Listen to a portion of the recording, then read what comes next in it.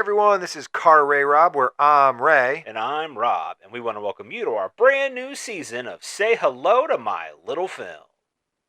Hey there, it'll be just a little while till Ray and Rob spit their spittle. Come on, check out of the hospital. So grab some of your best peanut brittle. This will be a darn good transmittal. And say hello to my little film. That's right, everyone. We are back with another brand new episode of Say Hello to My Little Film. It's still our first month in the month of January, our brand new season. And this episode goes to Ray. But before we get to that, Ray, tell everybody what it is we do here if they don't already know. Well, Rob, as you know, on Say Hello, this episode, I'm introducing to you a movie that I love that you've never seen. I'm going to try to get you to love it as much as I do. Absolutely. We call that our fresh perspective on a retrospective review. And Ray, I'm very excited to see how you kick off this year. I mean, you know how I did. Yeah. So I'm curious to see how you answer. Yeah, you went with John Wick, which was great. Great call. Very different from you. Yep. But a recent movie for you. It was a recent movie. So I'm going to go the opposite. I'm going to push this a little far back. I'm going to take us back to the days of black and white films. Yes. I've had some success doing that with you those last couple seasons. So I'm going to do that again. We're watching Harakiri again, everybody. Yeah. We love that movie. Yes, that was a hit. So yeah, I'm going to be back and white. I want this. I tried to pick a movie that I thought would be like a safe bet, one that couldn't fail. And I think maybe I found one. I'm not sure. Okay. Well, I do like safe bets. I think that security, that safety blanket. But there is something to be said about being pushed. But yeah, January though. Exactly. I didn't push you. You're not going to push me. So Ray, I'm very excited to see how you respond to John Wick. So I got to know, what do you got? What do you got? What do you got? What do you got? All right, Rob, what I got, my safe bet, my movie that I hope cannot fail is Fail Safe. Fail Safe. Fail Safe. Fail 1964. Whoa, don't get dyslexic on me here. I won't. But Fail Safe. Okay, no. 1964. You're aware. I am aware of this movie. I have never seen it. I've actually always wanted to see it. I am a big fan of Dr. Strangelove. Yes. I know you are as well. And this movie is interesting because it came out the same year and was kind of buried by it. Yeah, in a way. I want to know historically. Yes, they're pretty much, their plots are very, very similar. Mm-hmm. Fail Safe is about basically a U.S. bomber gets past the fail-safe line of when it's supposed to return, and it's one of those things that if it doesn't get the return message, that means go. Yeah. If you didn't get the message, that means we've been attacked, so that you're not getting a message because we're all dead. Yeah. So go bomb them back. We're not going out alone, kind of thing. And so, but it's a technical malfunction, and now people are trying to figure out a way to stop him from dropping the bomb. This movie sounds hilarious. Yeah. Well, that's the funny thing is because I think historically, or at least at first, people thought this movie was a ripoff of Doctor Strangelove, but they were actually in production at this pretty much the same time. Okay. Failsafe is based off of a book. Okay. But Francis Ford Coppola insisted that his movie come out. Sorry. Yes. The wrong classic director there. Sorry. Egomaniac, nonetheless. Yeah. So you're good. Yes. But he insisted that his movie come out first, right? Which really I think hurt. At least the initial run, because Failsafe is, it's pretty well regarded now. Yeah, but when it first came out, even though it's a very serious movie, it's a tense thriller. Mm-hmm.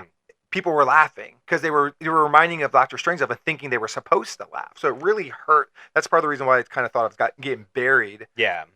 In that first run, but it was really that people were just trained by Dr. Strangelove to see the humor, the dark humor, and getting blown up by nuclear weapons. But this totally recontextualizes that and puts it in no, this is too much power in too few people's hands. Yeah.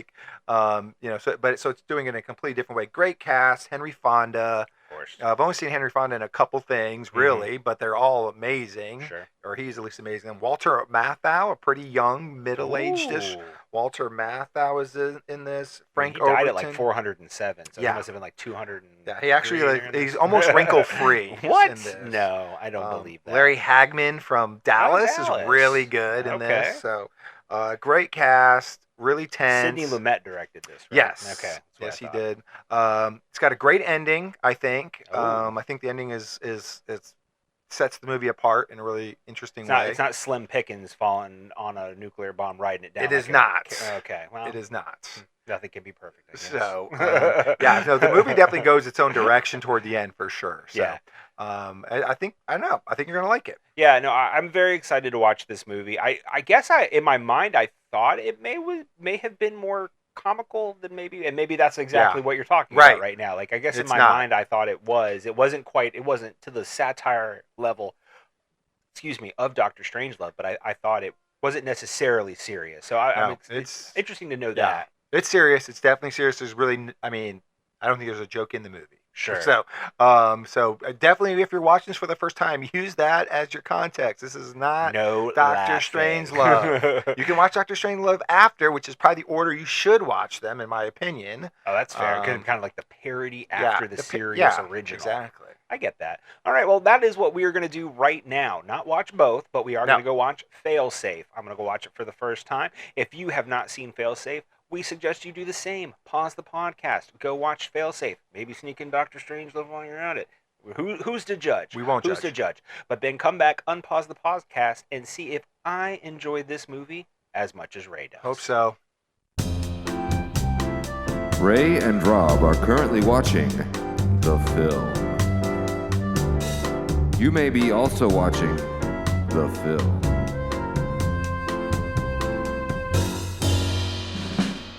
If you're not, then you're listening to me say that Ray and Rob are watching the film. They'll be right back when they're done watching the film.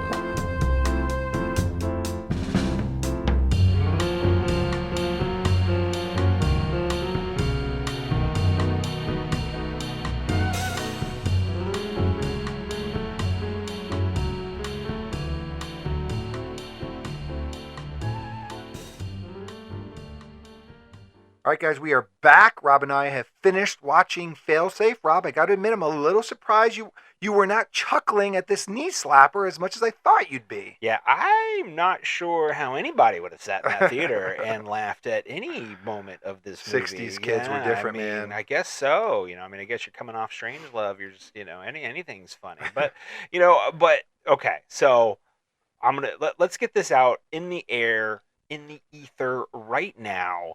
I'm going to put a couple of fail-safes in. In our combo. In our conversation, I'm going to put a couple of fail-safes in. We are not going to spend this whole episode comparing Failsafe and Strangelove, because this is not a copy of a copy. No, this is not a remake. Even though it could have been. Yeah. It could have been. We could have called this the accidental remake. Ooh, possibly. I like that. But, yes. But either way, and the second fail-safe is, in the end of the movie, or end of the conversation, I'm not going to say which movie is better. Sure. Because I don't think that's fair to either movie, and not fair to this conversation. Yeah, and I didn't recommend the movie under those pretenses that you would judge it in that light. So let's not do that. So let's not do that, and because there are definitely similarities. It's like I said, it's impossible to get away from it. So there might be a couple of times it slips in, but I think one of the big things that really sets this apart, Failsafe, from Strangelove, is the focus on the machine. I agree. Like, while there is, which is funny because the climax of of Strangelove centers on the Doomsday device, and like Failsafe doesn't really have that per se, like the automatic response. And while that is a focus of Strangelove, and they talk about it constantly, the idea of the machine is not necessarily the central focus, where I do think it is in Failsafe. Yeah, I think it runs throughout the many machines that are like that we are held down by, and maybe that's an interesting hypothesis we could discuss throughout this episode, because I almost kind of feel like questioning, I'll question you, like, whose fault, either in this movie or maybe in real life someday, is it going to be? Is the destruction of the world going to be because of machine failure or human failure? Yeah, that might be our deepest question. That might possibly our most prescient. So let's look at that as we talk about Failsafe. Yeah, I think there's a lot to talk about. Almost so much where you can get lost. And one thing I almost feel like it's easier to, instead of talking so much about the plot points, but think about what the plot's showing you or asking you to think about. Because one of the things that I think about every time I watch this movie is not like who the characters are, but like what they're being viewed as. Like, I think of the secretary. He's this guy. He's he walks with two crutches, some type of accident or maybe maybe it's an FDR thing they're trying to show there. But I feel like you're showing this person who's so powerful in our culture, but he's so weak physically. And I feel like so many of these different these different characters are shown with these flaws, but these are the people that can control the world. These are the people that they're not perfect. They're not like superhumans. They are everyday people with huge flaws, huge gaps in their mind about what's fair, what's not fair. And I love examining them. I do feel this movie gives you a broad example of characters like that. I agree. I think there's a lot of different archetypes in this movie that, they kind of spread about between the bureaucratic side of things and the military side of things. Because there is a big distinction there between, and you kind of see it bubble up a couple of times throughout the movie where the military almost pushes back on the bureaucracy because it's, for them it feels almost like a betrayal. And so I definitely think we should explore all of them because I think they're all pretty interesting in their own ways. Do you want to? Again, I don't. We're not going to tackle them necessarily one by one, but I do think I want to make sure we give some time to Walter Matthau's character. Yeah, Matthau really took me by surprise in this movie. When he told me he's in the movie, not that I've not necessarily seen him do drama before, I have, but like this almost felt different. It felt very different. And very cold, very calculating. Because he was the intellectual. Right. His whole point of his character in this movie is to intellectualize war. And kind of like put it in the cold hard facts. He's a political scientist, so he looks at it through that lens. Right, and I love that lens because it's so detached. To me, it's like every time I watch him or listen to him talk, I feel like it's so easy to say the things you're saying because it's all in hypotheticals. Right. There's nothing real. You can't be wrong. Right. There's nobody that you can never be proven wrong. Right. And God willing. But I do kind of feel like he got, in my personal opinion, the way I see his character, a little bit at the end of the movie is once he sees what's real, like when he's talking about what they're really going to have to do to save New York, he's talking about like helping big corporations and stuff. Right. But I do feel like he's downhearted saying that. Like it's not said with the same flair and the same gravitas that he said it in earlier in the movie when he was talking about killing 60 million people. Yeah, yeah. It is an interesting kind of shift. He goes from that first intro scene where it's like, I say 60 million is the highest price we should be willing to pay. You know what I mean? For these actions. But then in the end, I don't necessarily disagree that the reality of it hits him, but I also think part of it is that it didn't play out the way he thought it would. Sure, that's true. I think he was wrong in some ways. He was wrong. Like he'd expected that the Russians would just give up. Yeah. And that would just be it. But then, the president makes this decision to bomb New York in response to, even the balance the scales, if you will. Yeah. And obviously he did not see that coming. Right. Right. Yes. Yeah, he didn't get. I could see that too. Like it's almost like I didn't get my way, or I wasn't listened to, or whatever. So maybe that's part of it because he definitely did not want that to happen. But he has just so many quotes that I feel like you could almost spend a half hour thinking about all these quotes. Like I love that, early in that dinner room scene, he's talking about the most important thing is the survival of culture, not the survival of people. Right. Which talk about prescient for crap we're dealing with now. You know what I mean? Yeah. Like that is. But it just goes to show, right? But it just goes to show how the mind of people haven't changed as much as we like to think that they have. But or it's the reversal back to that time. You know what I mean, or whatever. But it's still kind of shocking, like sometimes how history tends to repeat itself. Yeah, and when it's all about being a winner. It's all about winning war. Right. I think they do a great job of like. And you see that from the army side too, where they're just so reluctant to help the Russians because it's about beating them and winning.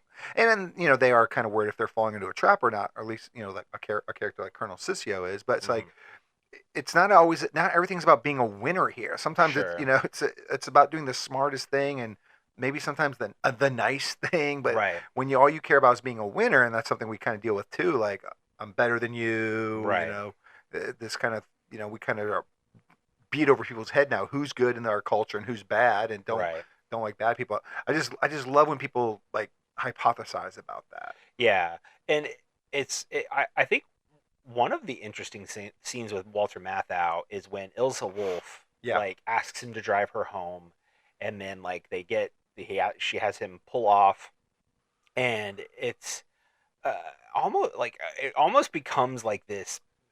Nuclear destruction is an act of sexual arousal, right? You know, for her, and then he gets so put off? Offended, really, and it's like, I'm not your kind. So I think that that's interesting too, because I think for some, if that scene didn't exist, you would spend the movie thinking that she was Grota Shell. That was his name, Grota Shell. Yeah, Grota Shelley or something. Yeah. And so like very hard name to pronounce. They could have done a much terrible better name. job. I was of like wrote it him. down in my notes. So many times I had to look back to how to spell it every time. But I think you would have spent the whole movie thinking that her demeanor was his. Right. Yeah. So I think that scene was really pivotal for him, because that way you took that out of it. It takes this almost fetishization of nuclear war out of his character. Yeah. And makes it really cold. It almost makes it more scary in a way. Exactly. You know what I mean? Because it is strictly about pen on paper, like numbers and, you know, that kind of thing, and theoretics, like you said, as opposed to being, you know, a finite actual outcome. Yeah, like it's a simulation. That's why I really enjoy all of his scenes with General Black. I'm like General Sergeant. I don't remember. Yeah, there's so many ranks, and I'm not calling him Blackie. I mean, like I'm the not president. Calling you that. Well, you will call me that. That's my name. The Office reference, but yeah. So General Black, his conversations with Walter Matthau's character, I think, are so great, because I feel like General Black he's taking the perspective of like what we should be taking. Like you're not talking about really limiting war. We should be trying to talk about stopping war. We shouldn't be talking about how do we limit survivors. We should talk about how do we get no murders. You know what I mean? And he is the outcast. Like he is, you know, this. I feel like he's taken the side of reason, but he seems like he's always the outcast, the only one with these thoughts in that war room. Yeah, I think. And there's no fighting. Right. Sorry, had to in the war room. Sorry. No fighting in the war room. We're not doing that. It's just too easy. It's too good though. I think so.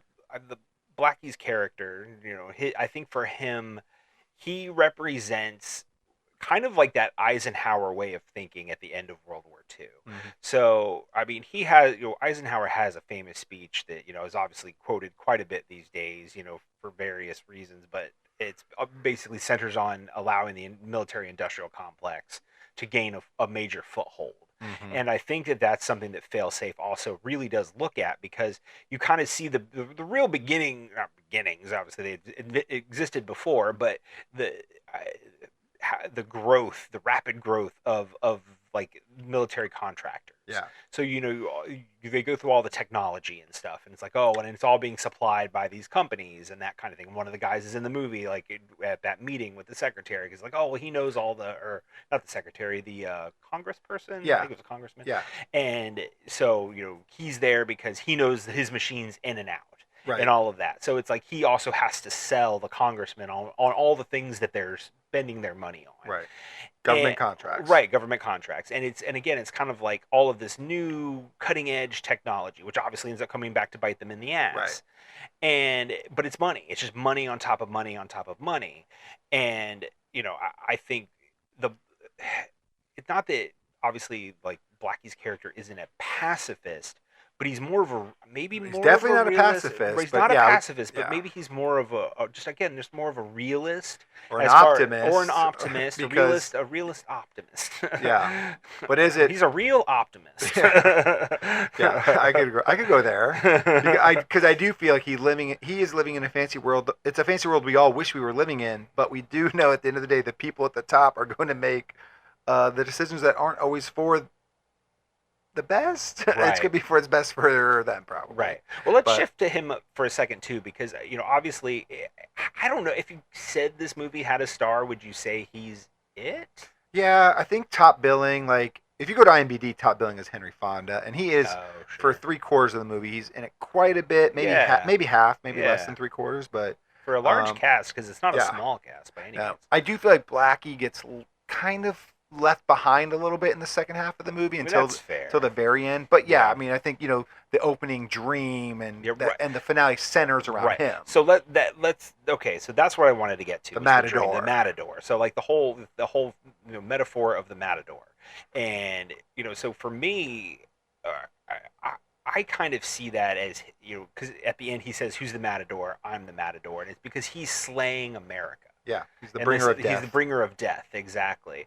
And I think that you can take it that in that instant he's obviously the bringer of death. But I think it's also like this idea, just kind of what I was mentioning a few minutes ago about the growth of the military-industrial complex and like what that was going to bring to the United States and just the world in general. Yeah. And it's again.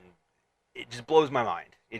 How prescient. I keep going back to that word. Prescient.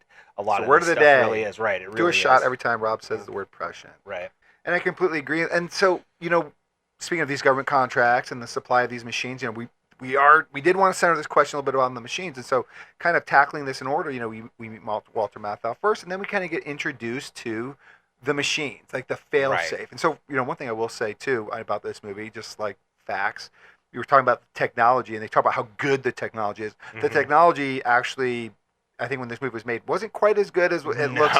That even the technology on the screen that you see, that's all animated. That's like, it's not like, I don't know if they didn't have anything really to use that was going to simulate what they were showing on screen. Sure. So it's really just animation. It's just a cartoon. But so that's one thing. But when we the fail-safe, I guess. Just to describe it, like obviously these planes have gone past the fail-safe, and now there's no getting past. And now it's once they're past it for so long, it's like there's no orders that you can take. You have to go do whatever the secret mission is. And then I definitely feel like the movie changes gears a little here, like in terms of like drama and like anticipation. And I think the whole time you're wondering how they can get out of this, and the resolution is they don't. Right. But then we get introduced to the president character, and I think he's really interesting, really well done. I think for me, like Henry Fonda is probably one of my top 3 favorite movies for him. Sure. But what did you think about Henry in this? I think you want to know what I think is the most interesting thing about Henry Fonda's character in this movie is that he's just the president.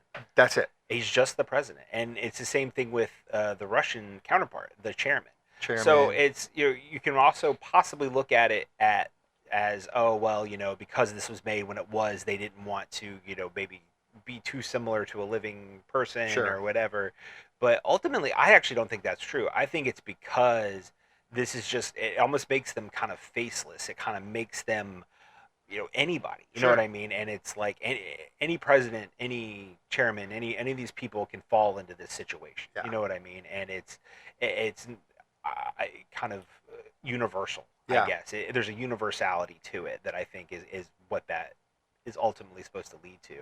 But because it's Henry Fonda, you connect to him. He was kind of a magnetic person in that way anyway, in his very like almost homegrown kind of way. So you seeing him as a president makes a lot of sense. Yeah. But I also really loved his kind of interactions with Larry Hagman, who I have never seen look this young. I mean, no, I've never seen him younger than Dallas, except for this. Oh my God, he was a handsome man, and so they, but because they're 99% of the movie, they're just together in this room. Yeah, and it. so Nobody it's just else except the secretary for about 2 minutes, and that's it. And that's it. And so I think their interactions and their relationship is super effective in this movie, kind of like as this crisis continues on. Yeah, so there's a couple things I was going to ask you there, and like one of them is like we talk about this all the time, how when you are displayed as the protagonist, that people are always going to kind of root for you, and I feel like the president is a really interesting character here because I don't feel like I ever question him or like judge him like I might judge Walter Matthau's character. I always feel like what he's doing is probably right. Yeah, and is doing a horrific thing, and he didn't really ask for anybody's opinion. It kind of seems like it was his idea. It definitely seemed like it was his Yeah. idea. I did not get the idea that it was anybody else's. And the notion. movie, I don't know if this is the movie's letting you judge him if you want, or the movie's trying to get you not to judge him. But I never do. Did you? Yeah. Or Not. I mean, I guess. Yeah. I mean, I guess I did to a certain degree. But I mean, he always looks sorrowful about it. Right. He's weeping at one point. right. And I mean, I think ultimately, you're watching this movie, and just from your standard, idea of filmmaking, like, oh, there's something, they're going to get out of it somehow. Right. You know what I mean, or something, or when they get the wife on the phone, the wife's going to be able to be the one. That's the thing that's going to work, and then. So, like, when nothing works and then it gets to the end, I mean, it is pretty jarring. So it's almost like you don't judge him because you're rooting for it not to have to happen. True. You know what I mean? And then, like, by the end, when it finally happens, you're just kind of, The like, movie's over and you're shell-shocked. out, You yeah. know what I mean? You're like, oh, shit. So, Yeah. you know what I mean? Like, That's true. So they never really give you the opportunity. You're always like, well, that'll never happen. They won't Right. do that. right. So, But that yeah. could be the thing. I mean, because that's always the thing. Like, that's what we always do as people, and especially in this country, I feel like, where it's, that'll never happen here. Right. You know what I mean? That could never happen. It is happening, sir. Right. And so it's like, but yeah, exactly. That's my point. It's Yeah, like we you're have right. this idea of, like, where we almost, like, we're invincible and Yeah. nothing, nothing bad's going to happen to me. Right. And then, like, then the reality hits. And so I think that's, I don't know if that's the intent. Like, that was Sidney Lumet's intent of doing it this way, but that's how I feel like it hit me. Yeah. Where like you said, I didn't really have the opportunity to judge Henry Fonda because I was just hoping that it wasn't going to happen anyway. Yeah. Yeah. So yeah. Yeah, like you said, I do think there's a lot of great conversations. I love just the part of the movie when Buck and the president are just sitting in the room. I can't remember right now. Yeah, if like he's just given the order to nuke New York, and they're just sitting there, kind of waiting for it to happen. And president says, look like rain today, and then Buck's like, yeah, I think the newscaster said it's supposed to move out by this afternoon. I just love how they just revert to small talk. Like there's just like there's this heavy stuff going on. Like maybe probably the worst thing in the history of mankind is about to happen. Yeah. It's about to happen, and you just revert to talking about the weather, something so meaningless. Yeah. No. There's something about human nature in there that I just find realistic and interesting. Absolutely. And like I said, both characters seem to connect to one another, like Yeah. in that moment, or in their time together, I should say. And it almost became, it's almost like they bloomed into some kind of a friendship, Right. on screen while they're going through this. And with the Larry Hagman character, it was I thought it was really well done and effective about how his translation. Yeah. You know what I mean? For like, again, where you're not seeing the Russian counterparts at all. It's all like over the phone, quote Yeah. unquote. You really And don't it's even just hear them. You just hear murmur, murmur, murmur, Right. murmur. And both of these characters, it's like kind of in mediums, 2 shots, close-ups. Like that's Yes, really that's like it's it. just it with these guys.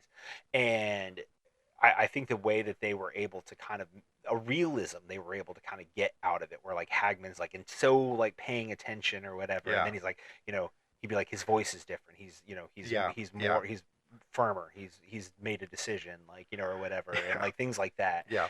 I think those little things were really great about how they became a team, Yeah. essentially, Yeah. through this process. The only thing that makes me chuckle when I watch the movie though is that I always feel like Henry Fonda is screaming into the phone every time. Right. Like he thinks he has to talk Right. loud enough where they have in Moscow they have to Right. hear him. Right. But I'm like, you're just talk normal. I Like mean, or he's okay. like he feels like he's talking to Buck's line. It's like Right. he's in your phone. He's not in Buck's phone. Like I don't know, but it's but still, those scenes I think are great, and I think there's a bigger question I want to get to and talk about trust, because I do think this movie kind of talks about. Oh, there's trust definitely a ton. lot about that. But before Yeah. I before don't we wanna go move there yet. on, before we go, I'm gonna do it now, because every time he got on the phone to talk to the Russian counterpart, the chairman, all I Yeah. could hear was Dmitri, Yeah. Dmitri, because all I could hear was Peter Sellers in my head. So Yeah. that was a hard time, because maybe that's again we're talking about why people were laughing in the theater, because maybe they're just moments. Dmitri. You're right. Dmitri, like, so yeah. So that's my one though. That's my Yeah. one. That's my one. Yeah. But I do love the humanality of Buck. I feel like there's just, you see him trembling when he's trying to drink water. He's very effective. He's doing his job, but he is like, he's just the normal Joe who's overhearing conversations. Like, this is way above my pay grade. You know what just hit me? This is going to be another one. I'm sorry. George C. Scott's character in Strangelove's name is Buck. Buck Turgison. Is it Buck Ferguson? Turgison. Turd Ferguson. Turd Ferguson. Wow, that's crazy. So I'm just like, man, that's crazy. It hit me. It just hit me. Yeah. And remember, people, this movie was actually finished first. Right. So they weren't stealing. These movies are basically made simultaneously. That's just insane. crazy. It's crazy. So anyways, think of some characters you can connect to, and also not connect to. I think like going to the military side, the Omaha side, where you had Brogan mainly, right? General Brogan, or was he general or was he a sergeant? No, he was a general. He's General Brogan. General Brogan and Colonel Cassio. I'm like, what's the rank of these? Yeah. I don't know. Brogan, I love, yeah. and that is Frank Overton. I said it earlier, but like I really only remember him from To Kill a Mockingbird. He plays the sheriff, and but I love him way more in this. Yeah. And then I don't really know the guy that plays Cassio, Fritz Weaver. I don't really recognize him from anything else, but I feel like they do a good job of like, Sissio is like, I don't root for him. I like really dislike him, and he's not really at fault for only thinking that the Russians are trying to trick him. Like he's not like, and it's not crazy. Like what he's thinking of is not crazy. And it would be very easy for Hollywood to like make this side character who everybody's ignoring be right. So I always remember thinking the first time I watched this, like, watch, this crazy guy's going to be right. Was a trap the whole time. Sure. And he's not fully wrong because the Russians do admit to like jamming the signal. Right, but that wasn't necessarily a trap. But that's just more of kind of a unfortunate confluence of events. Yeah. Did you ever think that Sissio was going to be right? No, I didn't really think so. Just again, kind of. And this is, again, kind of going back from maybe the information of Dr. Strangelove, unfair, but, where it's just like, I don't think this is a trap. You know what I mean? I don't think that's where this movie is going to go. I think this is not a trap. It's not a trap. Like, that's not what this movie was trying to say. And there was never a moment in this movie when I thought that's what this movie was trying to say. Yeah. But just as a quick aside, Fritz Weaver was actually, he has been in a bunch of movies. He's in Demon Seed, he was in Creep Show, he's in Black Sunday, Marathon Man. So Fritz Weaver's been in a bunch of stuff. Yeah, I was sure he was. I couldn't put my finger on him. Yeah. And I wouldn't want to. Don't want to finger the man. but I do Fritz got fingered. Yeah. Here's a movie. But I do love their dynamic though. I really like Brogan. I think he's got some great scenes late in the movie too, like when he has to cooperate with the Russians. Yeah. And he's at first, he's doing it just straightly, because the president said he had to, and he's a man of following orders, and following orders is a big thing in this movie. Yeah. But and you can see there's a little bit of like resentment, but he's going to do his job. But by those final conversations when they knew what was near and they call each other friend over the line, that was amazing. I love that. Was a great scene, I just absolutely love that. Yeah, it's like we were stationed in London. I was in London. Yeah. Like talking about taking a walk. Yeah, I love a city you can walk in. Things like that. Yeah, that real connection, that real human connection, knowing that the other person on that side of that radio is a human too. Right. And that's a big thing that this was saying. Like, these are not all robots, or these are real people. Well, it takes and they're not all enemies. Right. It takes me back to Joint Security Area. Sure. Yes. Like 2 seasons ago. Go if you have not seen my favorite Joint Security, movie of season 1. I think it was. Yeah. So if you have not seen Joint Security Area, it's another great movie that kind of tackles this issue of enemies across enemy lines and stuff like that, and finding out the humanity between people. But but interspersed in all of that is like, speaking of Cassio, Cassio, like, in that trust element you were talking about, doesn't trust him. Right. Gets to the point where he can't take it anymore. Snaps. And like you said, they were supposedly going to share information, and like Cassio was the first one who was going to do it. Supposed to, and then he couldn't do it. He just like freezes up and almost has like a seizure or something. Yeah, I think they try to show that he's having a mental break of some sort. But kind of seemed like ever since the beginning of the movie, when he was seen in his parents' house and his parents are basically drunkards, that he basically, this mental snap was starting to happen, I guess. But then you get Dom DeLuise. That's Or that's how Dom we get DeLuise 2 cameo. minutes of Dom DeLuise, so Right. it's worth it. Sorry, Sissio, we Right. needed Dom. Yeah, but then obviously Sissio tries to take over. Like that's Right. the big thing is Right. he's like I'm taking over. I'm gonna Yeah, be in command now, and obviously that doesn't go anywhere. No, they're like, no, you're No, not. you're not. They would never let that happen. Right. But it's obviously because the paranoia was so high at Right. this time. You're right. Like it's not necessarily unwarranted for him to have this feeling. Right. Just like it wasn't unwarranted for Buck Turgidson and Yeah. Dr. Strangelove. They're gonna see the big board. Right. Like so again, like Yeah. that's my other one. That's it. I'm done from outside. Thank you. Good night. But it's it's No, a great scene. I mean, Great it is scene. really interesting when he's like, give them all of our secrets, and you're like, and he's like literally telling them, how do you blow up your plane? Right. And he's like, well, tell them how to Right. blow up our planes. It's like it's toothpaste you can't put back in the tube, Right, like right. once it's gone, and he knows that. Like if in this instance, like let's say because even in his he says to himself, okay, let's say I share this information, they're able to overcome this, And then nothing what? happens, Right. This whole incident ends. Tomorrow they're gonna know how to destroy our Right, planes, right. Like again. Right. So it's I understand the hesitancy, but it's also I don't because you're like, well, the world's going to end if you don't do this. Yeah. You know what I mean? And like Yeah. I think that's kind of and that's where Brogan, was coming at it from was like if you don't do this, there's not going to be a world to worry about Yeah. tomorrow. So what are you doing? Great movies put characters in positions where they have to solve impossible or answer impossible questions. Yeah. And that's kind of this, the perfect example of a movie doing that, where it's like, give them your secrets to blow up our own planes. Yeah. No, thank you, sir. And that reminds me too, just another thing that I love in this movie, or this another segment when they first start engaging, where our pilots have gotten into Russian territory. We actually are supposed to be rooting for the Russians to shoot us down. Mm-hmm. And at first, we shoot one of theirs down first, and the whole it's not the war room, but the whole Omaha military base starts cheering. Right. And Brogan's like screams, "Shut up! There's not a damn football game!" Right.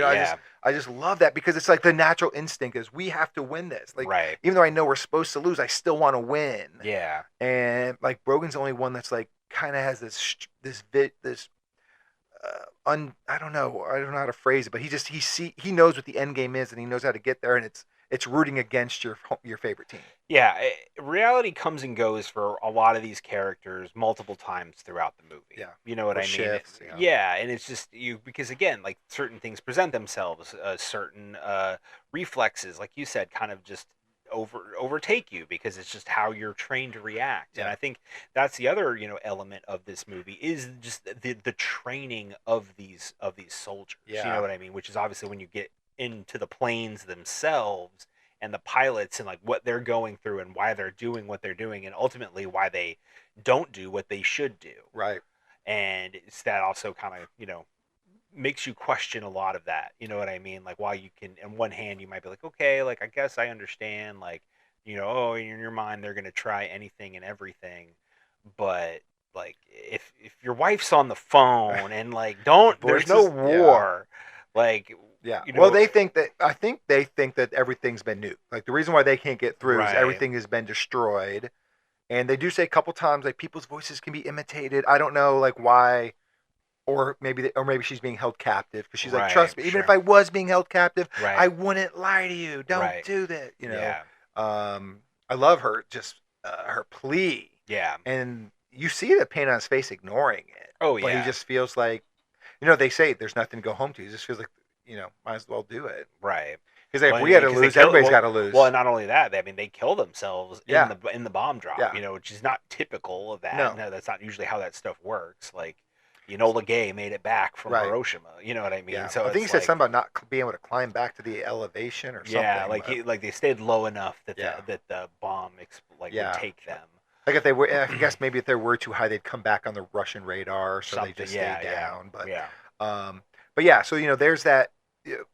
Again, we're talking about trust or that following of orders, and that's interesting. When we talk about whose fault is it? Was it man or machine? Well, the pilots, yes, originally they do get this they're jammed and they can't get through to America. And like in that time frame when they would be told to turn around, they don't get any messages in that time. Mm-hmm. And then after that, it's like they're following orders, and then we do get through, and it's not machines that are stopping them anymore. It's them. It's their belief that following orders at this point is the most important thing. Right. Just trusting their training and not trusting what people are telling you. Yeah. So like, for me, a big part of the pilots is that this is human error here. Yeah. You know what I mean? And that's true, because you're right. It all comes down to, in those instances, it goes down to training.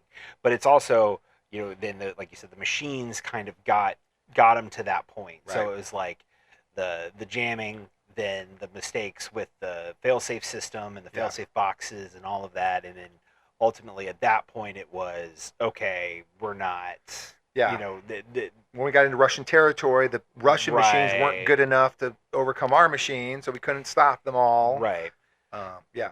So. Yeah. I mean it's hard because again at this point, like this idea of the machine at this time, it's so funny too because it almost feels prehistoric. So right? It almost feels prehistoric compared to like what we're talking about now. Because what they are talking about ultimately then is what would become AI today. You know what I mean? Right. So if we're having the conversation now that these systems are going to be run by AI. Exactly. You want to talk about like taking the human, essentially, taking human out of it. Yeah. Like that is what they're talking about, like completely at this point. That's essentially what Russia, like the reason Russia got into this was they were following an algorithm, right? Right. Like, I think his explanation is our computers said that this instance was likely real. Right. Like, this alert was likely and their logic real. is to be trusted. Right. So I mean that is essentially AI. Is what we're talking about. Like AI saying, go do this right now. It makes sense. Sure. And that is not, it's like in sports right now. Like the big thing in sports is like, do you do what analytics say or do you do what your gut says? Yeah. And there's got to be some balance there. Yeah. But also like when you think about some of the people that are in charge, then it's like, well, do you want balance there? So I feel like that's what it's teetering on too, because you're like, well, I wouldn't want Walter Matthau's opinion, but I trust the president's opinion, or I wouldn't, it's people are flawed as much as AI could potentially be flawed. Like, I mean, I feel like the movie's shoving that in your face too. Sure, and it's absolutely true because while as I said, the thing that I think sets this apart from Strangelove is this focus on machine. Yeah, there is still that human element. There is a lot of humanity in this movie, and like we kind of touched on it, bits and pieces throughout all of these characters. But I do think that is kind of the big crux of the movie is this idea of understanding, kind of like we were saying earlier, that the other people on the other side are humans as well. Right. And what that fear does to you. I know at one point Henry Fonda has a great line. I wrote it down. It was where is it? Don't do this to me now. It's we're paying for our mutual suspicions. Sure. He says that to the chairman. Yeah. So like I think that's something that it really can't be overstated, is how we get ourselves in these situations because of how paranoid we can become, especially at a time like this. The Gurnishel or the Grodishel's character, being so fervently anti-communist and all of that. Like that was all he cared about was. He even asked at one point, like, do you believe communism is our mortal enemy? Like, rhetorically, like, obviously the answer is yes. And any of this is worth it just because of that. Right. Yeah, and then what's Black's response is like, you've studied your enemy so long you've become him, or something to that effect. You've learned so well that now there's no difference in you and what you want to kill. Yes. I wrote the line down because it's great. Yeah, no, absolutely. And I think that's, one of the things about this, that is so amazing, because it is, again, it's something we're seeing today, like this idea that we can dehumanize some other people so easily, so effortlessly, effectively, so quickly, so effortlessly, and all because of really just implied paranoia. Yeah. And just real quick, I just talk again about we're talking about trust, and I think the biggest display of, the movie talking about trust is between the president and the chairman. And I just love the subtleties of these conversations of like, they're playing games, but like, do they believe you? Do they not believe you? Are you telling me the truth? Like, I want to hear your explanation and then I'll judge it.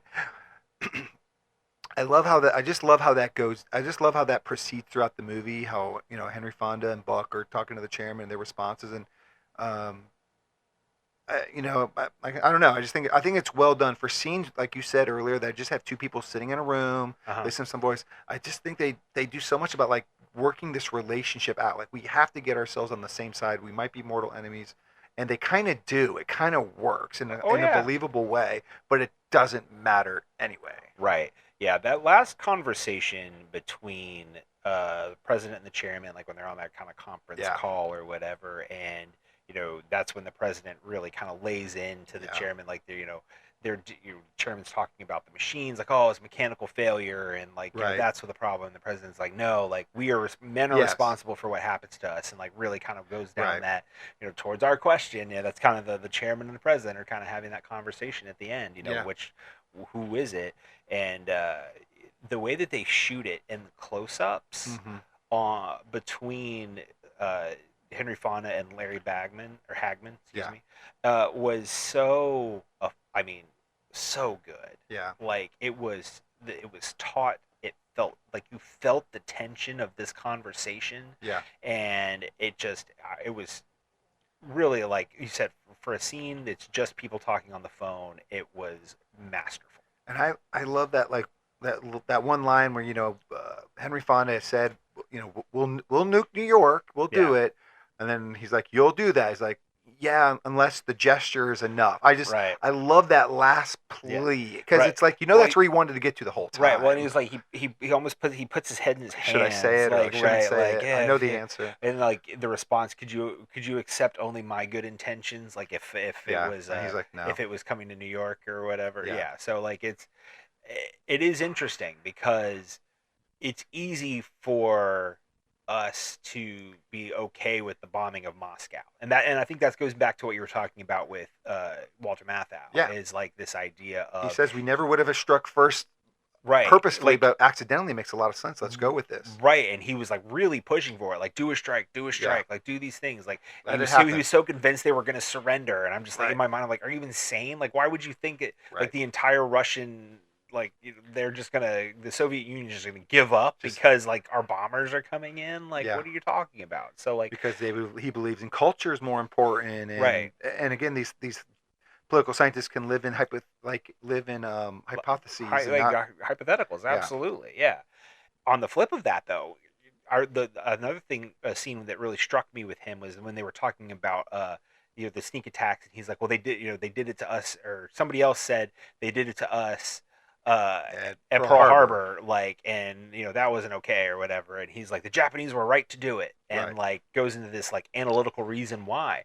So even in that regard, it's like he takes something that actually happened and kind of like just distills it down into just statistics almost. You know what I mean? Or like just strategy on paper. And so there is something very interesting about Matthau in his character in this movie, about his ability to kind of take the humanity out of everything. Almost like a computer himself. Exactly. And I think that there's definitely some allegory to that as well with him.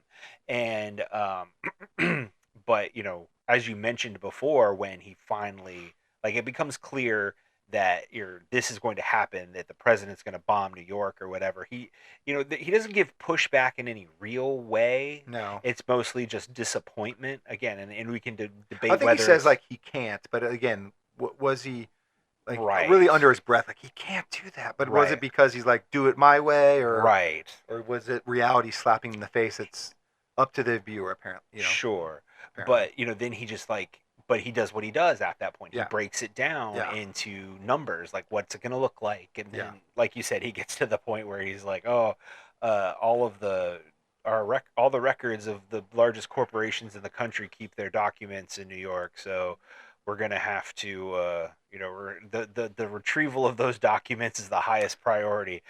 The economy, our economy depends on this. Right. Our economy depends on this. Like it was like." Okay, so Yeah. not much changed there. Yeah, Like, I don't know if the filing cabinets are nuclear bomb proof, but we shall see. Well, I mean, he talked in the beginning about convicts and file clerks. I mean, come on. I mean, there's records are probably fine because They'll be they're all. fine. That's the file clerks are going to have them. That conversation, just as an aside, was hilarious when Yeah. he's like talking about like convicts first, because convicts will survive and file clerks will survive. Convicts will know violence, but file clerks will have organization. Right. They're organized. Like I'm just again the absurdity. I of do it think is there was insane. some, and maybe that's something people were laughing at, in the I theater mean when that he first said that. But that I could see that. There you go. Mrs. Wolf definitely feels like he was just joking there, or just like trying to like sound like the smartest person in the room. Which, Yeah. you kind of struggle with his character. Like, do you believe this, or are you just trying to sound smart? I don't Yeah. know. But even if Miss Wolf thought he was trying to be funny, for the most part of the movie, he's probably not. And so, and none of this movie is supposed to be funny, and Right. it is. To me, it's not. Yeah. But what do you think? Like, tonally, is the movie effective in this manner? Okay, so this might be the only part. So maybe we'll go back a We little gotta bit. touch- Talk, yeah, we'll talk a little bit about Strangelove because I think it does make for an interesting juxtaposition. So this will be the closest to a copy of a copy we'll get in this episode. Yeah. Is so with Strangelove, yes. I mean, Kubrick clearly goes for dark comedy. I mean, that movie is so quotable. It's absolutely hilarious in the most dark way possible from the beginning to end. All the way to Slim Pickens riding the bomb at the Sure, of end. course. Like, I mean, it is, so those images and that kind of tone is definitely burned into your head. But Failsafe does something so similar, but in such a different way. And I think that's kind of what's so interesting about this movie, because yes, it is a drama. I was not joking when I said I don't really see like how people would have laughed at any part of this movie, maybe outside of the file clerks and the convicts. But even line. still, but yeah. right. But watching this movie, I do think that this tone is absolutely effective. One, because it's expected. Sure. For a movie like this is the It when you walk matches into the a movie, content. right? Use what you kind of expect, from a movie like this. But both Strangelove and Failsafe deal with war as an absurdity. Mm-hmm. Like they really point that out at every turn. And Strangelove kind of uses that absurdity as humor. So like kind of like the points we talked about, where you can't show them the big board, Right. And all of that, There's all no that fighting kinds in the of- war room. Right, there's no fighting in the war room. I mean, it's all of that. Even just the Doctor Strangelove character himself, you know Sure. what I mean? It's all absurd. And then, but Failsafe shows that same absurdity through truth, Right. like through the cold hard facts, and the cold hard facts are the straight man of the joke. Yeah. You know what I mean? Yeah. So it's like they're both dealing with war as an absurdity, and like Matthau is the perfect encapsulation of that, because like his rhetoric is nothing but absurdity. Like talking about life that way is nothing but absurd. Yeah. So it kind of, like I said, it tackles the same thing, both through absurd lenses, but just in two different tones. Yeah. I'm a firm believer, that if I was Kubrick, I might have wanted Failsafe to come out first. I think just that more background knowledge for the audience helped Strangelove even more. But I guess maybe they were so close. I mean, it's only 22 years away from the actual bomb dropping. So maybe it was such in the zeitgeist that Strangelove obviously was super effective being released when it was anyway. Well, sure. But maybe it would have been even better received after Failsafe. Well, I don't know if it could be any better received than it was, but to be fair, I mean, it was smart for him to do it from a marketing standpoint, because if another movie is coming out that is so close, you want yours to be the original.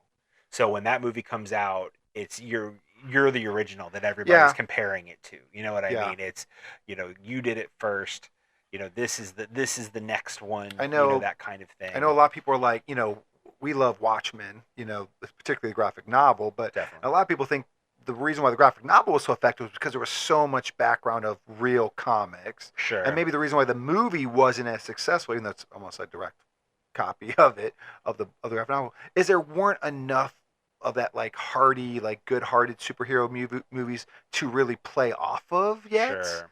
and maybe fair. that hurt it. So like that's what I'm saying. Like maybe if there was even more content, or maybe I'm saying that Kubrick, maybe saying that Strangelove would have been better received is wrong, but he shouldn't have been scared of, I think, of it not coming out first. Yeah, it's one of the Yeah, no, highest rated movies it's of not all how time. That's not how I meant it. I guess it like was I said, nominated for Best Picture, Best Director, Best Actor, adapted He had to, like- screenplay. he had I to- don't think it was underappreciated. no, and I didn't say it was under, but I said it could have been more. Sure, You know what I mean? sure. And I, I don't disagree.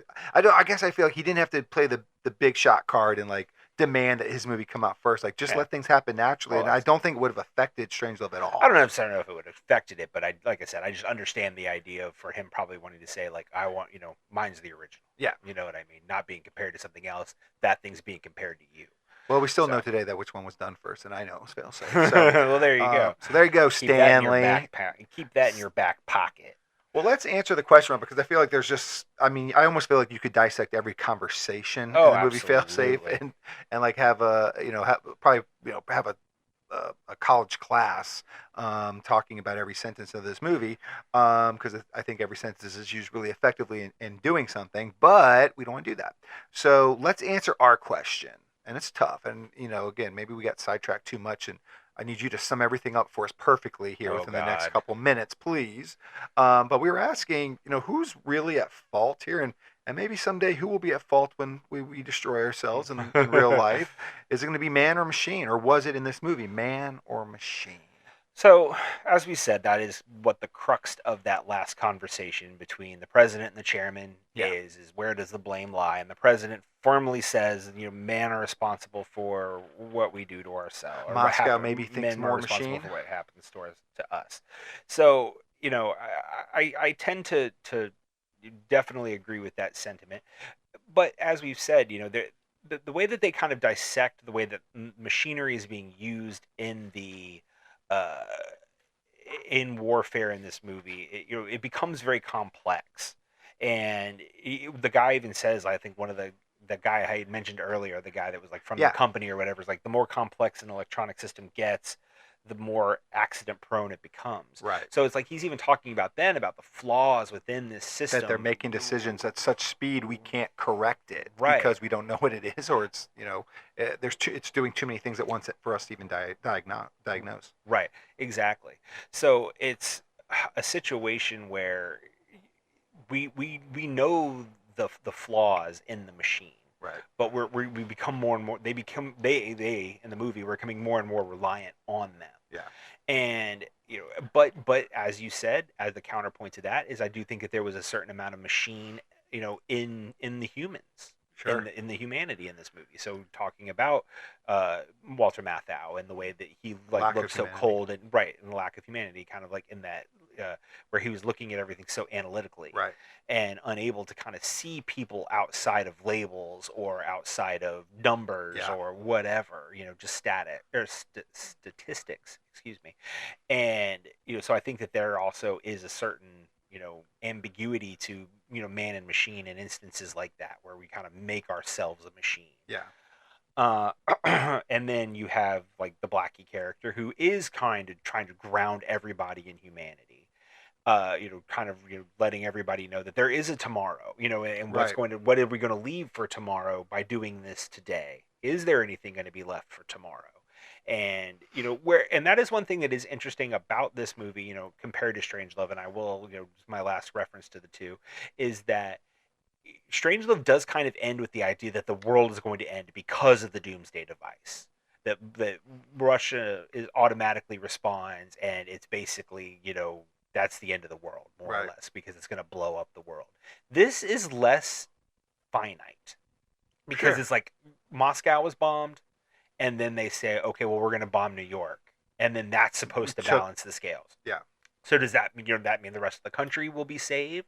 And that means everybody, you know what I mean? It's like, so I think it's like his way of stopping the doomsday devices. We'll Right. take out one city if you don't do anything. Right, so that's an interesting aspect to failsafe that's different from Strangelove is the idea that in Strangelove, like I said, I think the world ends. Whereas failsafe, it doesn't. No, the compromise. It's not going in theory to. is supposed to is going to work. Right, in theory, that's it. Like there is no automatic response. It's just Moscow will be destroyed, then New York will be destroyed. Russia actually will not launch anything. Right, because it's not like Russia's the one that's launching on New York. The president of the United States is launching on himself.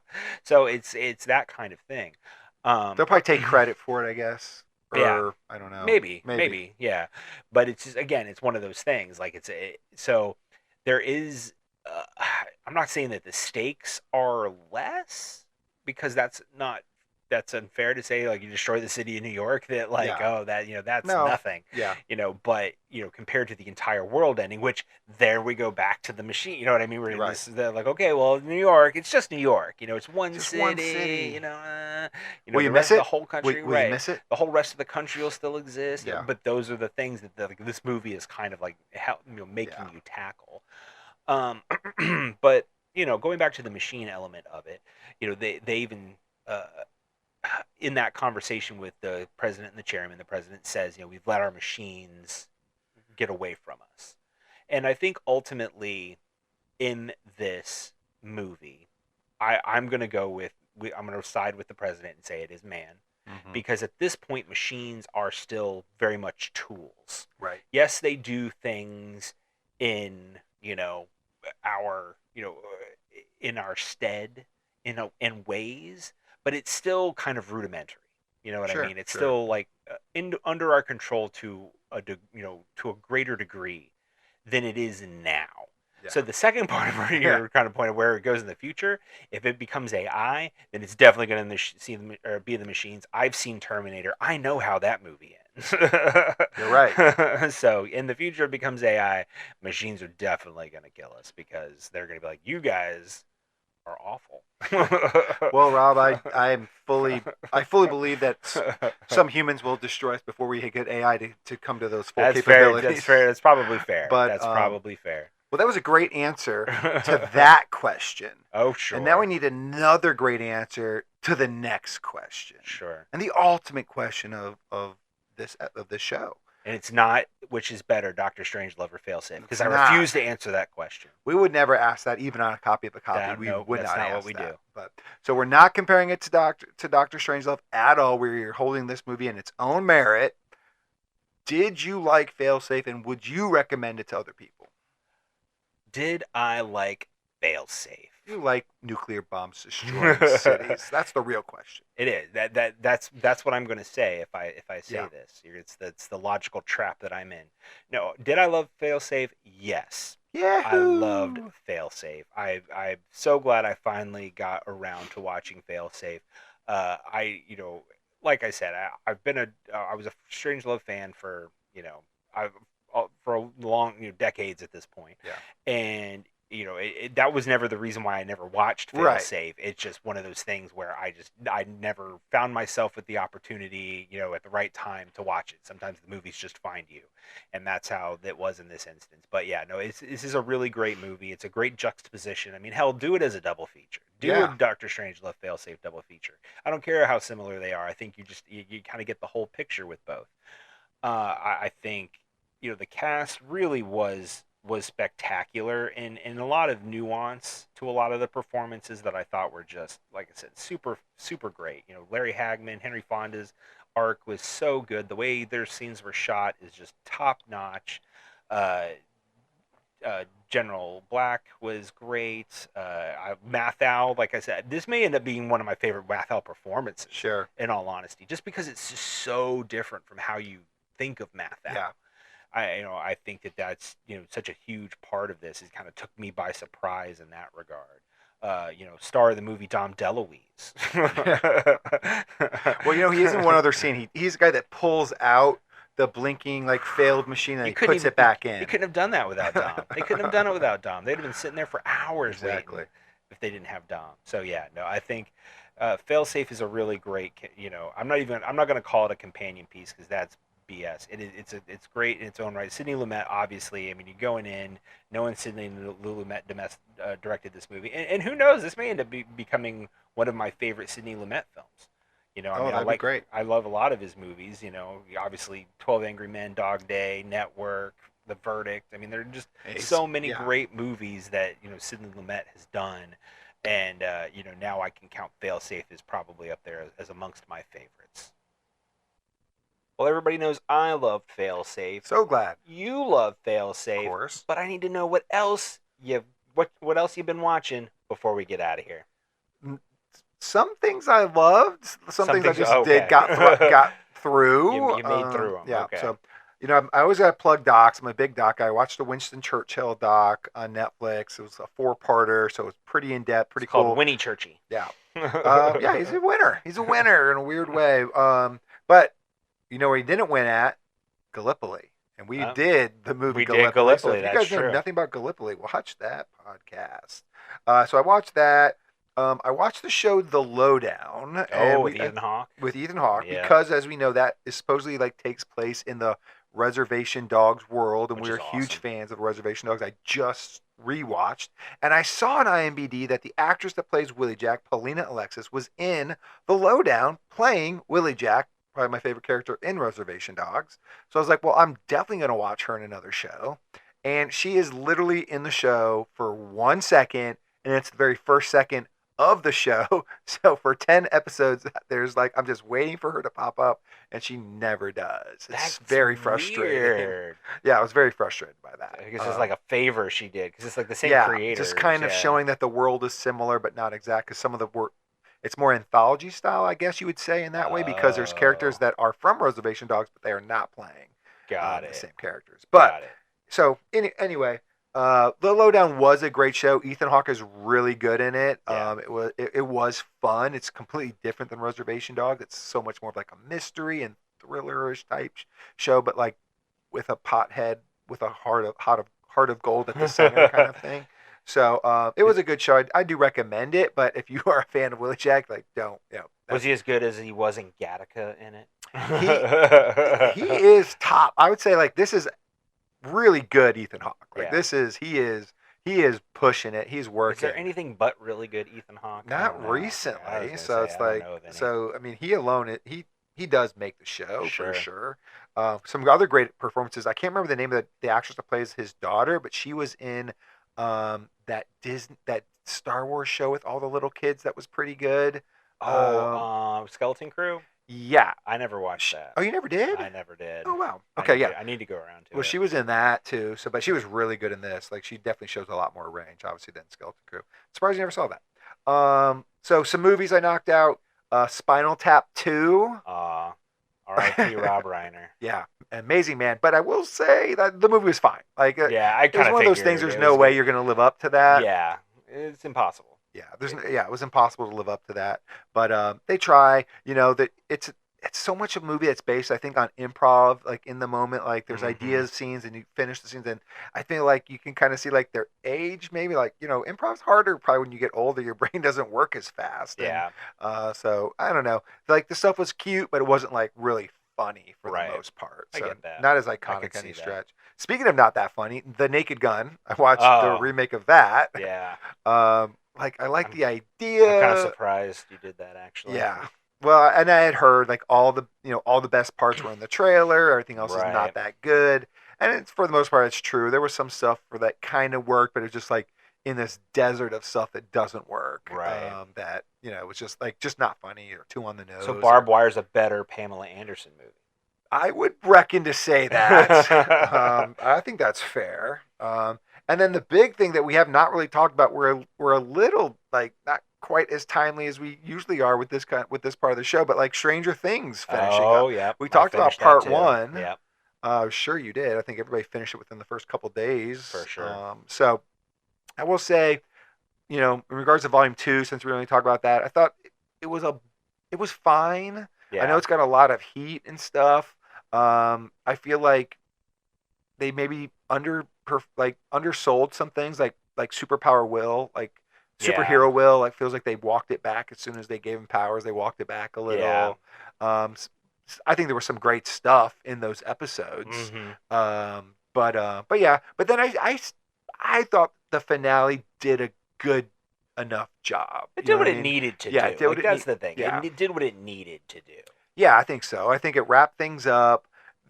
I knew for a while they were not going to kill anybody off, and I was okay with it. It just felt to me like it would be too hard to have good closure for these characters if there was more trauma put on them with like the death of they're all so close. Like, Sure. just felt like Steve dying would just leave too big a scar for Dustin to ever be able to really overcome. Yeah. Especially after Eddie. It felt like I feel like you could just make those connections. The only person that made sense to leave was, and we can be spoiler.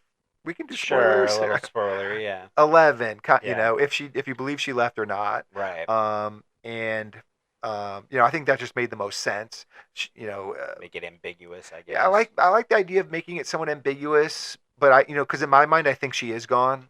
Because I Sure. think that's what makes the most sense for the show. It's like they're moving on, like they're putting away their games, and she is Right. like the superhero in their life. Like they're going back to the real world now. Right. You know what I mean? So, I know, like I enjoyed it. I had fun with it. I think after I was I liked the second volume, but I was a little like, I feel like this is trending the wrong way, just a hair for me. Mhm. But I think the finale brought it back. I think it ended the way it was supposed to. Like I said, I think because it ended the way a show like that should end, and I think that's kind of what people maybe were somewhat forgetting. Like it's supposed to be like this nostalgic '80s style Right. story, and so few of those movies end in a bloodbath. You Right, know what I mean? right. So it's like for these kids to have gone through that at the end, I feel like may have felt a bit too extreme. Yeah. If it had actually come to fruition that way. But I think for what it was and what I think it was always meant to be, that the ending really captured that feeling. Yeah. And it's like they knew who they were, they stayed true to who they were. And yes, there's been deaths. Not that there haven't been deaths Right. through the seasons. Like, that's not what I'm saying.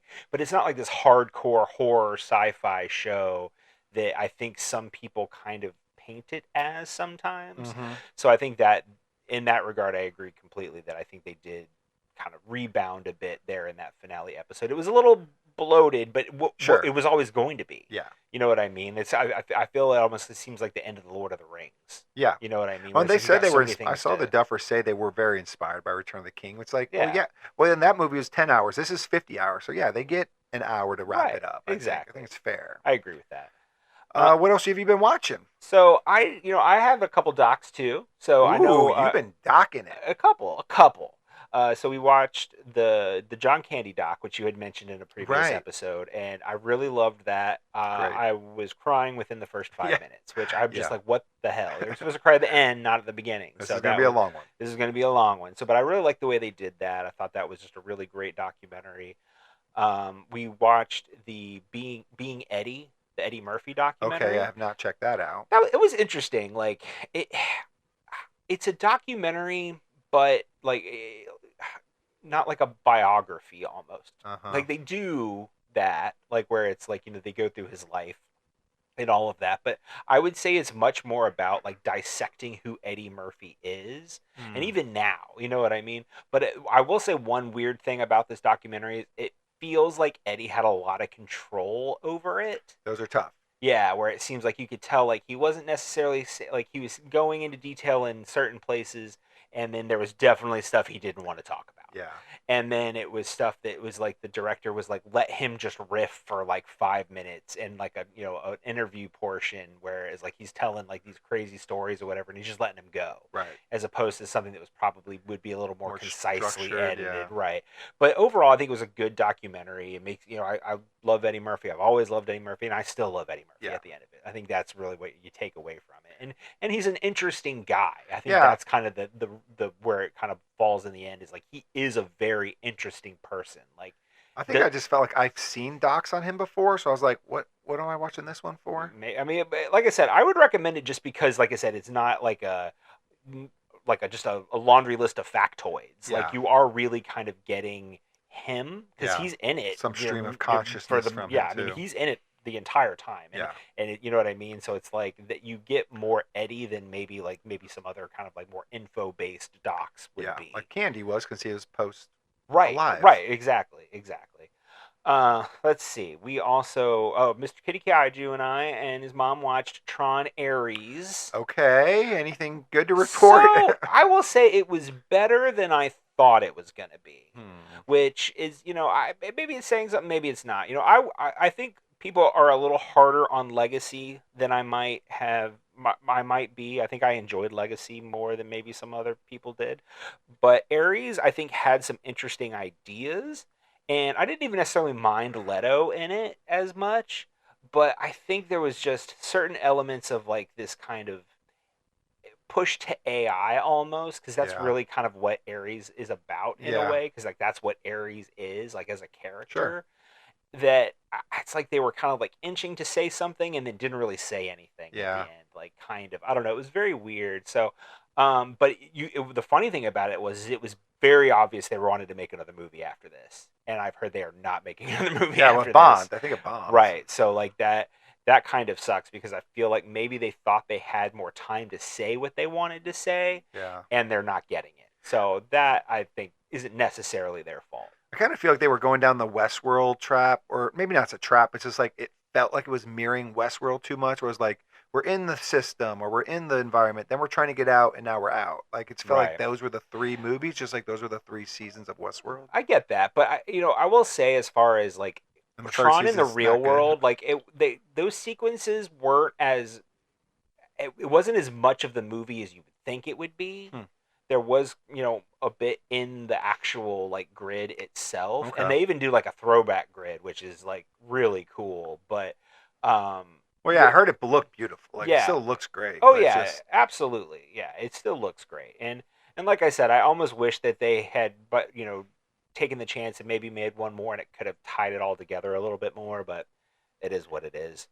Let's see. Oh, I watched Die My Love, which is the new Jennifer Lawrence, Robert Pattinson, young Oh. adult erotic fan fiction. No, I'm just kidding. It's What? Hunger Games and Twilight meet. No, but yeah, it was a really interesting movie. It's very much about like postpartum depression, and but it is kind of more of like a psychological suspense drama, thriller-ish, if you will. Very much like kind of an art house movie where everything kind of goes a bit insane in certain ways. like Mother. Right, very much like Mother. Very much like Sounds Mother. horrible then. Very much like Mother. But does it, like, I think you would enjoy it actually more than you probably enjoyed Mother. I will was say not that. at all. But yeah, it's Keith Stanfield's in it, Nick Nolte's in it, Sissy Spacek's in it. So there's a lot of great people in it. And I think the performances, Jennifer Lawrence and Robert Pattinson, play really well off of each other. But it is funny because like I watched it with the wife, and like obviously we have a son, and so it's interesting watching it as parents, just because like there's elements of it that you connect with, and then there's other elements that I'm like, ooh, like, just, it's not like it's a spoiler. There's like one part when like they're having an argument, and he puts her in a truck and drives her away and leaves the baby in the house alone. Yeah. And the whole time we're like, I almost don't even care what you're arguing about. Your baby is alone in the house. Like, what are you doing? So yeah. Did the movie forget the baby existed? Right. or No. like- It's part of the story, but it's just, there's those things. So I guess it's a really good movie though. I do recommend it. It's just it can be a little hard to watch sometimes. And the last thing, and this is a big one for me, is I finally got to watch The Mastermind, which is the new Kelly Reichardt film Ooh. that I wanted to watch. And the great thing about The Mastermind is, I forgot the guy's name. Let me look it up real quick. It is the guy who played the priest in the new Knives Out movie. Oh yeah, that kid. Yeah, his name is Josh O'Connor. And he stars in The Mastermind. I loved him in Knives And he's Out great in The 3. Mastermind. Yeah. He's great in The Mastermind. So it's about like this guy who is like kind of like this art school dropout guy who ends up getting masterminding an art heist, if you will. And like that's kind of like what the movie, that's like the hook of the movie, but there's more to it than that, and the kind of the fallout afterwards and stuff like that. There is just they have an amazing score by Rob Mazurek, who is like one of my favorite jazz trumpeters, like modern jazz trumpeters. So it's a period movie anyway, but they have like a really like hard bop like jazz soundtrack that just like drives like- the film in a lot of great That's ways. like a cheat sheet for you. It, right? it can Cheat be. code That's for fair. you. That's fair. That's fair. I'll give you that. It's an easy hook for Yeah, me. cheat But code. yeah, but I think it just the tone of the movie was really interesting. It's very Kelly Reichardt though, where there are the slow times. There's certain sequences that feel really slow. I watched it with the wife too, and she was just like, she almost got annoyed sometimes at some of these. Like, oh my god, like, can the scene just end? Like, it's just because like it shows them doing something like a task from beginning to end. Yeah. And it's just like, come on, Making okay. Jello. But it's very Kelly Reichardt. But it was nice because, like I said, that score and like some of there's maybe more comedic elements than you would expect from her that I think are really great. And she's still so. If you are a fan of our show, you know that we've done certain women. We've done certain women in season 1. Ray hated it, but I thought I said I liked it. No, you hated it. That's right. You absolutely did. But I love it. I love Kelly Reichardt. So go watch all of her movies because she is an underappreciated director. All right, well, let's wrap up this conversation on fail safe. And even though we talked about machines potentially being the death of us, we need machines right now, and we need our loyal listeners to engage with some machines. Yeah, that would be helpful. We need them to engage in the algorithm by liking this podcast if you haven't done so already, subscribing to the podcast. You can leave us a 5-star review, and if you do, we're going to read it live on air someday. You can reach us at carrayrob@gmail.com if you want to talk to us, and you can find us on Blue Sky at Car RayRob. Absolutely. You can now also find us on Facebook and Instagram. Bam! We have entered That's the first modern time you've ever said world. that. It is. It's the first time I've ever said it. We're super excited to have those, so come and interact with us there. If there is a comment section on whatever platform you're on, by all means, let us know what you thought of Fail Safe. What is your favorite Sidney Lumet movie? There's so many to choose from. We would definitely love to hear that. We will be back next week with our February episode. Nope, that's not true. No, we got one more week We in got January, one more week sir. in January. God, This year is going fast. It's already not going fast. that Not that fast. But you know how fast the next movie's going to be? Oh, it's going to be going super fast because next week's episode of Hello Movies, My Old Friend, we are going to be watching the Tom Cruise, Nicole Kidman NASCAR sports drama. Sure. Days of Thunder. Yes. Vroom, vroom. Absolutely. That movie's definitely, we're going to go fast. Shake and bake. Then we will be back in 2 weeks with our February episode of Say Hello to My Little Film. It'll be back to me. I've got something super fun that I think Ray maybe will enjoy. All right, I like maybe liking things. Maybe he's doing a lot of heavy lifting there. We'll see. But then we will be back the following week after that with February's first episode of A Copy of a Copy, where we are going to be watching the classic, I'm so excited for this, Sabrina. The Teenage Witch. Not that one. Oh. Not that one. Okay, Sabrina. Just Sabrina. Audrey Hepburn, William Holden, and once again, making a return to Car RayRob, Humphrey Bogart. Oh, yes. Yes, I knew you'd be excited about that. But nobody is going to want to miss it. But until then, this is Car RayRob. Where I'm Ray. And I'm Rob. And remember, be defined by the films you love, not the ones you hate. Hey there, it'll be just a little while till Ray and Rob spit their spittle. Come on, check out of the hospital. So grab some of your best peanut brittle. This will be a darn good transmittal. And say hello to my little film. Hey everybody, Rob here. Want to give you a little sneak peek of how I'm kicking off another February of love here at Car RayRob. And I'm going to be doing that by throwing Ray another fun one, and that is the 1983 romantic comedy Valley Girl. This movie launched a lexicon, and it stars Deborah Foreman and our favorite Nick Cage.